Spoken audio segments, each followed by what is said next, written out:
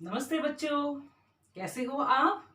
बच्चों, आपने आप कभी गए हो चिड़ियाघर? देखे होंगे आपने वहां बहुत सारे जानवर। तो आज कुछ ऐसे ही जानवर जैसे शेर, भालू और क्या आपने देखी है फुटबॉल। तो आज कुछ ऐसी ही एक कहानी है जिसमें तीनों ही हैं और उस कहानी का नाम है भालू ने खेली फुटबॉल। तो बच्चों, तैयार हो जाइए सुनने के लिए एक बहुत ही प्यारी सी कहानी। बच्चों, सर्दियों का मौसम था और सुबह का वक्त था। चारों ओर घना कोहरा ही कोहरा था। एक शेर का बच्चा सिमट कर पेड़ के नीचे सो रहा था आराम से। उधर भालू साहब उठकर सैर के लिए निकले, बड़े ही आलस में थे। तभी देखा कि शेर का बच्चा पेड़ के नीचे सो रहा है, लेकिन वो समझ नहीं पाए। उन्हें लगा कि कोई फुटबॉल है। उन्होंने सोचा चलो खेली जाए। तो वो उस जामुन के पेड़ के नीचे जो शेर का बच्चा सो रहा था उसे फुटबॉल समझकर खेलने लगे। लेकिन फिर क्या हुआ, उन्होंने जैसे ही उस भालू ने उसको फुटबॉल समझ के उछाला तो शेर का बच्चा पेड़ पर लटक गया। शेर के बच्चे ने समझा ये तो कोई गेम हो रहा है और वो फुर्ती से वापस से आ गया। मुझे जैसे वो कह रहा उनसे कि और खिलाओ। शेर के बच्चे को बहुत मजा आने लगा।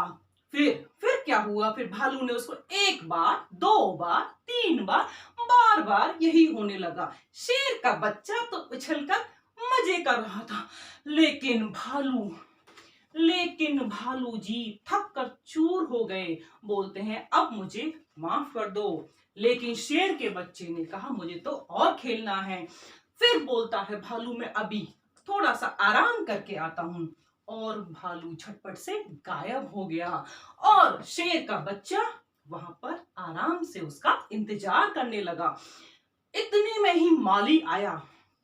देखा कि भालू तो गायब है, शेर का बच्चा जो है पेड़ से लटका हुआ है। माली को देखते ही शेर का बच्चा पेड़ से उतरा। जैसे ही वो उतरा डाली टूट गई। माली को बहुत गुस्सा आया। उसने कहा मेरी डाल तोड़ दी, अभी तेरी खैर लेता हूं। तो शेर के बच्चे ने कहा रुको रुको, मैं इसे ठीक कर दूंगा, अभी आता हूं। तो ठीक है, अभी अभी मैं इसको ठीक करूंगा। माली ने कहा ठीक करके रखना है इसको, मैं थोड़ी देर में आता हूं। जैसे ही माली गया वहां से और शेर का बच्चा भी वहां से 9-2-11 हो गया। तो बच्चों, 9-2-11 यानी कि गायब हो गया और बोलता है जान बची तो लाखों पाए, यानी कि मेरी जान बची तो लाखों पाए। तो बच्चों, देखा आपने इतनी कहानी को और आपने देखा कि बहुत सारे इसमें जानवर आए। तो आपको क्या करना है कि जंगल में रहने वाले जो जानवर होते हैं और जो घर में रहने वाले जानवर होते हैं उनके नाम लिखने हैं।